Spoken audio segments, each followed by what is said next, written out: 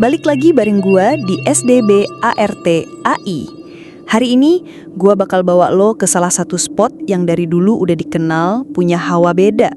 Tempat di mana lorong waktu kayak berhenti dan cerita-cerita aneh itu udah kayak bagian dari nafasnya. Kali ini kita ngomongin stasiun air asem, bro. Letaknya di kota Tanjung Karang, Lampung. Gak jauh dari pusat kota, tapi suasananya tuh gimana ya? Kayak ada gap dimensi antara hiruk-pikuk kota dan sunyinya dunia lain. Stasiun ini dulunya jadi penghubung penting buat jalur kereta api Sumatera. Tapi makin kesini, aktivitasnya nggak serame dulu. Jadwal kereta yang masih aktif, tapi setelah sore hari, suasananya mulai berubah drastis. Stasiunnya sih nggak terlalu besar, tipikal bangunan lama peninggalan era kolonial yang dipoles dikit. Tapi kesan mistisnya tetap nempel. Lo tahu kan, bangunan-bangunan tua yang catnya udah nggak rata, kayu jendela yang kalau ketiup angin suaranya nyeret-nyeret. Nah itu bro, asli masih ada di situ. Kalau ngomongin geografis, stasiun air asem ini ada di dataran rendah, dikelilingin area perumahan penduduk di satu sisi, tapi sisi lainnya langsung menghadap ke jalur rel panjang yang nembus ke area perkebunan dan rawa-rawa. Dari kejauhan, lo masih bisa ngelihat siluet bukit kecil, tapi di malam hari, semuanya ketutup kabut tipis yang bikin pandangan makin sempit. Cuaca di daerah situ sebenarnya normal-normal aja, panas kalau siang, sejuk kalau malam. Tapi anehnya di sekitaran stasiun itu, apalagi deket-deket jalur rel air asem, sering banget ada angin dingin yang nyeruduk tiba-tiba. Kayak bukan angin alami, lebih kayak hembusan hawa dari sesuatu yang gak kasat mata. Dan lo tahu gak, kalau udah lewat jam 9 malam, jalanan di depan stasiun itu udah sepi banget. Lampu-lampu jalan remang, suara jangkrik mendominasi.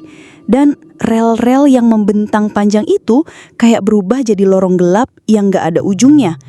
Kadang orang-orang bilang, rel di situ tuh kayak nuntun pandangan lo ke sesuatu yang lo sendiri gak mau lihat. Warga sekitar udah paham, meskipun stasiun itu masih aktif di siang hari, malam-malam ya jangan coba-coba iseng mondar-mandir di sekitar rel. Soalnya cerita-cerita lama tentang penampakan penumpang gelap yang nungguin kereta di peron kosong, suara kereta yang gak pernah dateng, atau langkah kaki tanpa wujud, itu bukan cuma bualan buat nakut-nakutin bocah. Stasiun air asem itu kayak punya nafas sendiri bro. Nafas yang ngatur ritmenya sendiri, yang kadang ngasih rasa aman, tapi di detik berikutnya bisa ngasih lo kengerian tanpa peringatan. Dan malam itu ada satu cerita yang sampai sekarang masih diingat sama warga sekitar. Tentang seseorang yang nekat nerobos batas jam operasi, ngelewatin rel air asem sendirian, bawa motornya dengan perasaan enteng, gak tahu kalau malam itu bakal jadi pengalaman paling gila seumur hidupnya. Bro, gue mau lo bayangin dulu situasi gini. Lo mudik dari arah Bandar Lampung, motoran sendirian. Malam-malam jam 11 liter. Jalanan udah mulai sepi, lampu jalan banyak yang mati. Lo mewatin kawasan rel air asem, deket-deket Tanjung Karang, daerah yang sebenarnya kalau siang kelihatan biasa aja. Tapi kalau malam, auranya tuh beda. Stasiun air asem itu kecil, bangunannya kayak semi shelter gitu, gak megah kayak stasiun besar. Tapi justru karena kecil, itu suasananya malah makin kerasa hening. Di sekitarnya itu kebanyakan area terbuka. Ada kebun-kebun liar yang gak keurus, jalur relnya pun panjang kayak gak ada ujungnya. Udara malam di situ kadang ngembab, kadang berangin nyisirin pohon-pohon liar di pinggir rel. Biasanya, abis jam 10 malam, kereta-kereta udah gak ada yang operasi aktif lewat situ. Kalaupun ada, paling cuma kereta angkut barang atau lokomotif kosong. Dan itu pun jarang banget. Jalur rel di air asem bukan jalur mati, tapi karena letaknya di jalur pinggiran, kesannya tuh kayak jalur sepi yang dilupain. Nah, si pemotor yang jadi saksi di cerita ini, nyebut aja namanya Akbar. Dia udah sering lewat situ bro. Biasalah anak rantau pulang kampung lewatin jalur alternatif biar cepet.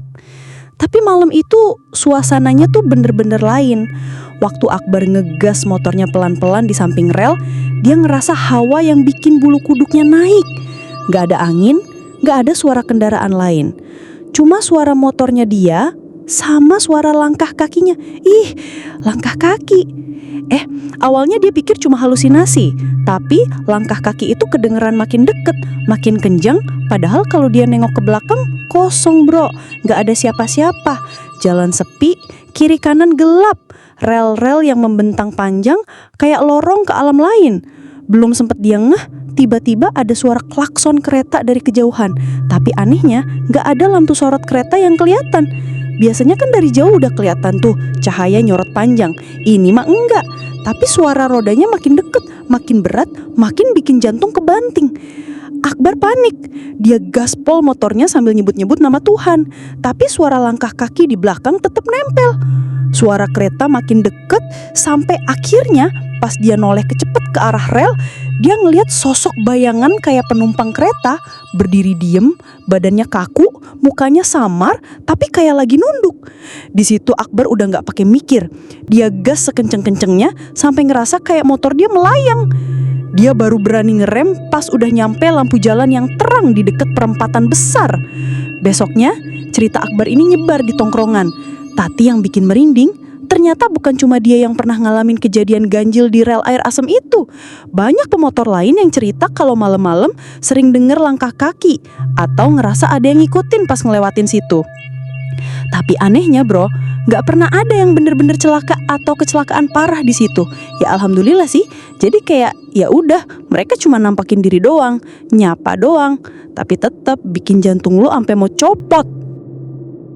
Di jalur stasiun air asam itu ada satu mitos yang udah melegenda. Katanya ada sosok perempuan berambut panjang yang sering muncul di gerbong kosong. Biasanya munculnya tuh malam-malam pas kereta udah nggak beroperasi. Saksi-saksi bilang kadang pas lo lagi jalan di pinggir rel, kalau iseng lihat ke arah rangkaian gerbong kosong yang terparkir jauh, lo bakal lihat ada cewek duduk sendiri, nunduk, rambutnya nutupin muka, bajunya lusuh, dan kadang dia nangis. Tapi anehnya, suara tanggisannya tuh gak pernah kedengaran langsung. Suaranya kayak ada di kepala lo. Kayak ngendang di telinga, bikin kepala lo berat. Dan katanya, kalau lo coba deketin, sosok itu bakal ngilang pelan-pelan. Bukan ngilang gitu aja bro, tapi kayak asap yang buyar ke angin. Tapi yang lebih serem lagi, ada kisah kuntilanak yang suka melesat di atas rel. Banyak pemotor atau warga yang jalan kaki lewat situ cerita, kadang mereka ngelihat sosok putih terbang cepet banget di atas rel, dari ujung ke ujung kayak kereta hantu yang lewat di jalur yang udah mati. Gak semua orang bisa ngelihat, tapi yang ngelihat pasti ngerasa kayak paru-parunya dikunci, susah napas, dan badan mendadak lemes kayak kehabisan tenaga. Nah, satu lagi yang legend banget, ini ceritanya sering dibicarain sama penjaga malam yang pernah shift jaga di situ. Jadi, di peron kecil stasiun air asam, suka ada sosok pocong yang berdiri aja diam di pojokan. Bukan yang loncat-loncat, bukan yang teriak-teriak. Dia cuma berdiri, nunduk, kayak orang yang lagi nunggu kereta, tapi gak bakal datang-datang. Dan yang bikin makin serem, kadang-kadang pocong itu ngelirik ke arah lo, tapi kepalanya gak gerak, cuma matanya aja. Udah gitu, hilangnya tuh gak dramatis. Hilangnya pelan-pelan kayak ditelan gelapnya malam. Ada juga cerita, kalau lo lewat peron itu sendirian, kadang lo denger suara tiket kereta sobek, suara orang ngomong-ngomong kecil, padahal stasiun itu udah kosong. Yang dengerin suara-suara itu biasanya bakal sakit demam minimal 3 hari bro. Makanya, warga sana kalau gak penting-penting amat, mendingan gak usah iseng ngelewatin jalur rel itu sendirian, apalagi malam-malam. Tapi ya begitulah bro, makin dilarang, makin banyak juga yang penasaran. Ada aja yang nekat uji nyali, ujung-ujungnya pulang linglung. Bro, lo pasti udah sering dengar cerita orang nekat bunuh diri di rel kereta. Tapi yang terjadi di jalur mati stasiun air asam Lampung ini beda. Gak cuma soal tragedi, tapi tentang arwah yang gak pernah tenang dan terus mengulang detik-detik kematiannya. Kayak kaset rusak yang diputer ulang tiap malam Jumat Kliwon. Cerita ini gue dapet dari kesaksian warga sekitar. Katanya sekitar tahun 2003, ada seorang cewek muda, namanya Fitri. Anak SMA, manis, periang, tapi hidupnya penuh tekanan. Bokapnya galak, ibunya cuek, pacarnya brengsek.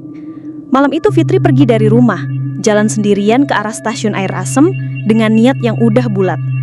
Rel yang sekarang sepi itu dulu masih dilewati kereta barang malam. Dan disitulah Fitri berdiri di ujung peron, nungguin kereta lewat. Nggak ada yang tahu apa yang dia pikirin waktu itu. Cuma yang pasti, tepat jam 10.15 malam, saat kereta barang melintas kencang, Fitri lompat ke rel menabrakkan Iri. Tubuhnya hancur, suaranya menghilang di telan raungan besi. Gak banyak yang tahu kejadian ini karena keluarganya sengaja nutupin biar gak jadi aib. Tapi arwah Fitri gak pernah pergi dari situ. Yang aneh, beberapa bulan setelah kejadian, banyak saksi mata yang lihat sosok cewek berseragam putih abu-abu berdiri sendirian di peron jalur mati itu. Mukanya kosong, matanya kayak nangis terus, sambil kadang-kadang senyum tipis yang bikin berinding. Dan setiap ada kereta barang yang kebetulan lewat jalur itu, meski sekarang jarang banget, sosok itu bakal jalan pelan ke tengah rel, lalu menghilang saat kereta nyaris menabraknya. Ada seorang tukang ojek pangkalan yang pernah ngeliat kejadian ini dari warung kopi pinggir stasiun. Dia ngeliat jelas, sosok cewek itu melangkah pelan kayak dalam slow motion, terus dor. Kereta lewat dengan kecepatan tinggi, tapi cewek itu gak ada. Kata warga, siapapun yang iseng-iseng uji nyali di situ dan kebetulan ngelihat Fitri jalan ke tengah rel, mereka bakal ngalamin sial. Entah motor tiba-tiba mogok di tengah jalan, atau ngalamin kecelakaan ringan kayak jatuh sendiri, bahkan ada yang denger-dengar diikuti sosok cewek nangis sampai ke rumah.